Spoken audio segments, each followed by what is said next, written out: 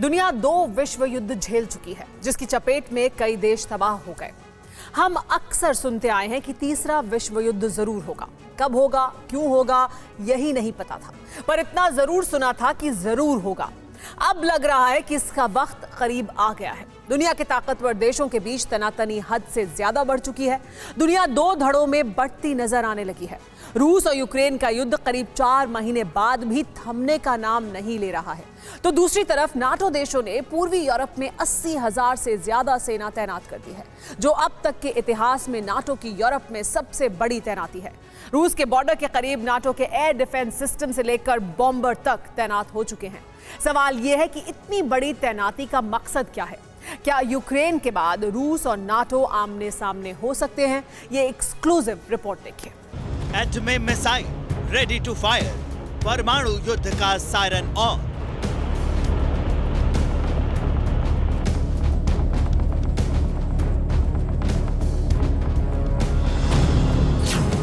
War file पर दस्तखत, Ukraine के मददगारों पर पुतिन सख्त।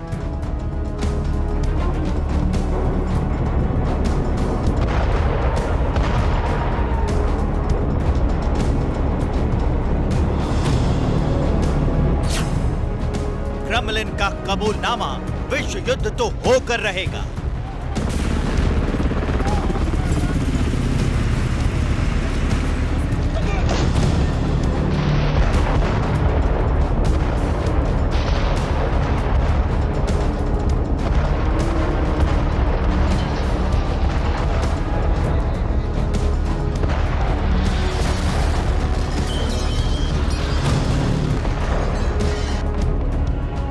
अमेरिका के बॉम्बर गरजेंगे।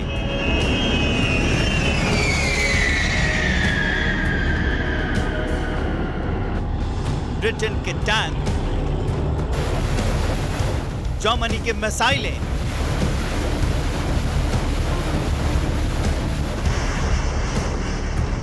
इटली की तोपें, तुर्की के किलर ड्रोन तबाही मचाएंगे। यूरोप का पूर्वी कोना ऐसी ही आशंकाओं से सहमा हुआ है।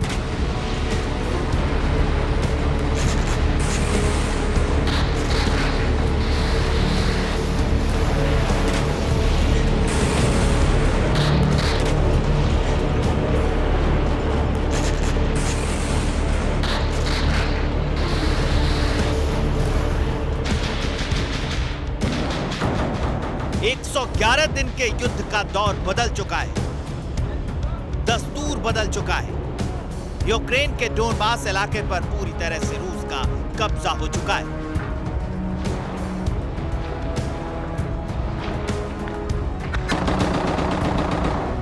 ज़ेलेंस्की ने फिर एक बार अपने मददगारों से गुहार लगाई। हम अपने पार्टनर्स को बता रहे हैं कि यूक्रेन को आधुनिक मिसाइल और हथियारों की जरूरत है। हमारे देश में अभी भी जरूरत के मुताबिक हथियार नहीं, लेकिन ये हमारा देश है जिसे इस वक्त ऐसे हथियारों की सबसे ज्यादा जरूरत है। इसमें देरी करना सही नहीं।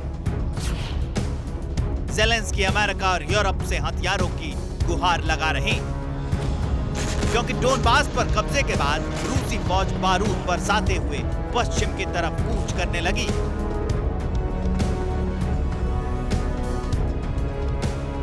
सवाल ये है कि क्या रूस पूर्वी यूक्रेन में हमला कर सकता है? बाल्टिक सागर नया जंग का मैदान बनेगा?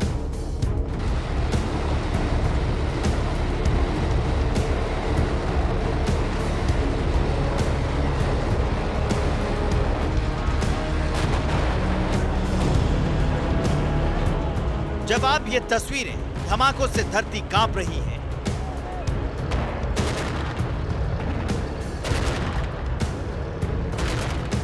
तो मिसाइलों से आसमान थर्रा रहा है।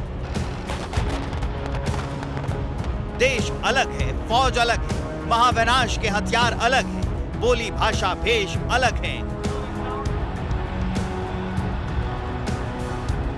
लेकिन मकसद एक है, दुश्मन एक है, और वो दुश्मन है रूस, जिसकी सरहद से चंद किलोमीटर के फासले पर अमेरिका और नाटो का चक्रव्यूह तैयार हो चुका है।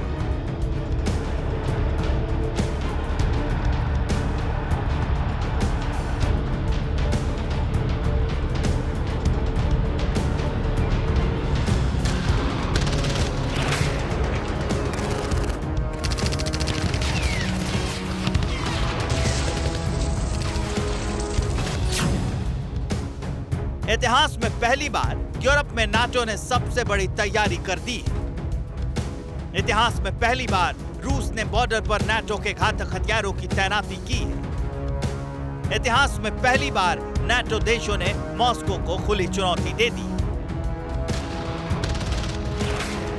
सवाल ये है कि क्या इतिहास दोहराने वाला है? क्या तीसरे विश्व युद्ध की शुरुआत हो चुकी है? ये पहला मौका है जब पूर्वी यूरोप में नाटो ने हजारों सैनिकों को तैनात कर दिया है।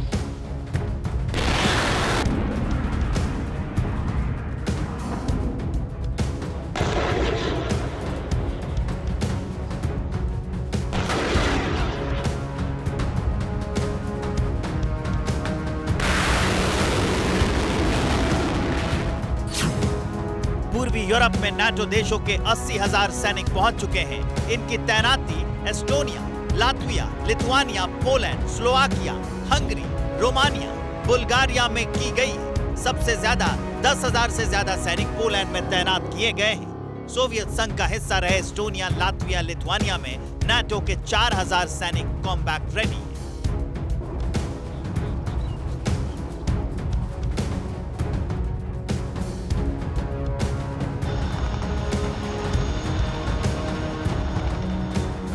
यानी रूस की पूरी सरहद पर नाटो ने दीवार खड़ी कर दी है। इतना ही नहीं, बाल्टिक से लेकर ब्लैक सी तक भी नाटो ने इतिहास में सबसे ज्यादा हथियार तैनात किए।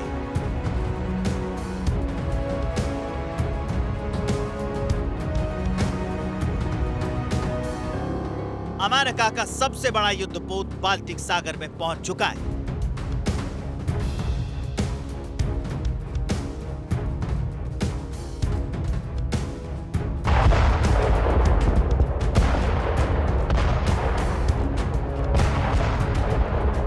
जानती है कि रूस और यूक्रेन के झगड़े की जड़ नाटो ही है।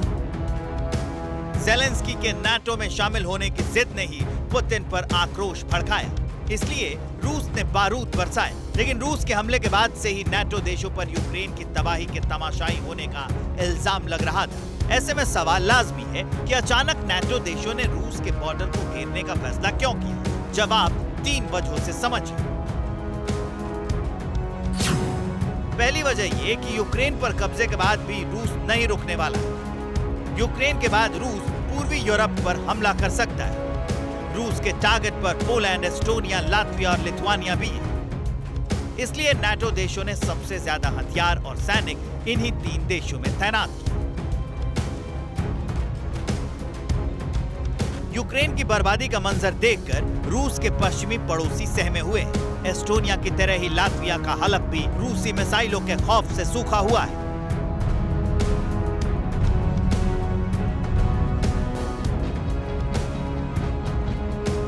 युद्धाभ्यास की ये तस्वीरें एस्टोनिया की हैं, जहां नाटो की फौज लगातार रूस को ताकत दिखा रही है। यूक्रेन युद्ध के करीब 4 महीने बाद पूर्वी यूरोप में वर्ल्ड वॉर का कैसा खौफ है, इसका अंदाजा इसी से लगाया जा सकता है।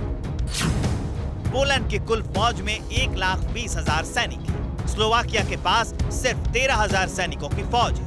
हंगरी 24,000, रोमानिया 76,000, तो बुल्गारिया की फौज में 26,000 सैनिक हैं। पोलैंड में 10,000 से ज्यादा नाटो सैनिक तैनात हैं। स्लोवाकिया के पास 3,000, हंगरी में 800, रोमानिया में 4,300, तो बुल्गारिया में नाटो के 2,000 सैनिक डेरा डाले हुए हैं।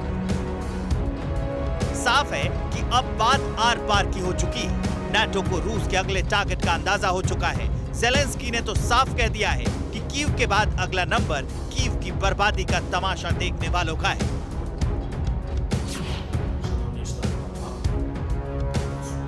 खार्किव और कीव जैसे शहरों में ही दिलचस्पी नहीं रखता है, बल्कि उसकी महत्वाकांक्षा तो वॉर्सो से सोफिया तक को अपने कब्जे में करने की है, जैसा कि पहले भी हो चुका है।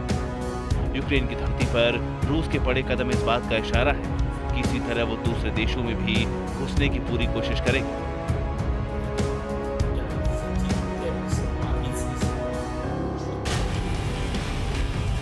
यूक्रेनी प्रेसिडेंट ज़ेलेंस्की ने अपने पड़ोसियों को यूं ही आगाह नहीं किया है।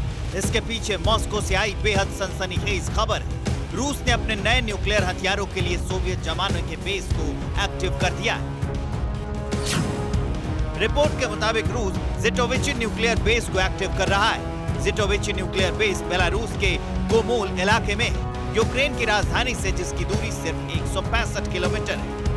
रिपोर्ट कहती है कि इसी जगह पर रूस अपने नए एटम बम को डिप्लॉय कर सकता है। जिटोविची सोवियत जमाने का न्यूक्लियर बेस है। यहाँ पर 1959 से 1996 तक रूस के न्यूक्लियर हथियार और बैलिस्टिक मिसाइलें तैनात रहते थे, जिसके बाद बेलारूस ने इन तमाम हथियारों को रूस को सौंप दिया। लेकिन अब एक बार फिर इस बेस को एक्टिव किया गया है। बड़ा सवाल यह है कि न्यूक्लियर हथियारों को तैनात करने के लिए रूस ने बेलारूस को क्यों चुना? जवाब है पूर्वी यूरोप में नाटो की ऐतिहासिक तैनाती। अपने बॉर्डर पर अमेरिका और नाटो की 80,000 फौज को देखते हुए पुतिन ने भी रूस के सभी कोनों पर परमाणु बमों की तैनाती का फैसला कर लिया है।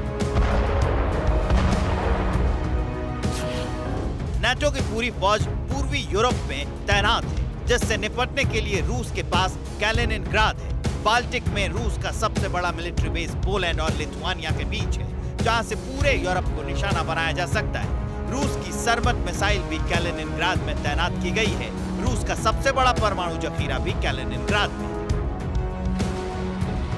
इसलिए यूरोप में नाटो की नेतागिरी से पुतिन बेफिक्र हैं, लेकिन मसला यूरोप का है, जिसकी तैयारी भी पुतिन ने कर दी है। बेलारूस में न्यूक्लियर बेस को एक्टिव कर पुतिन ने बता दिया है कि अगर यूक्रेन की तरफ से भी मिसाइल दागी जाती है तो जवाब देने में रूस को वक्त नहीं लगेगा।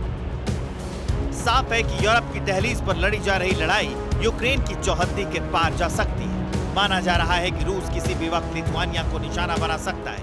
ऐसे में नाटो देशों का मैदान में उतरना तय है। अगर ऐसा होता है तो यूरोप की जमीन एटमी धमाकों से थर्रा सकती है। क्या दुनिया एक और त्रासदी के लिए तैयार है? शायद नहीं, और होगी भी नहीं।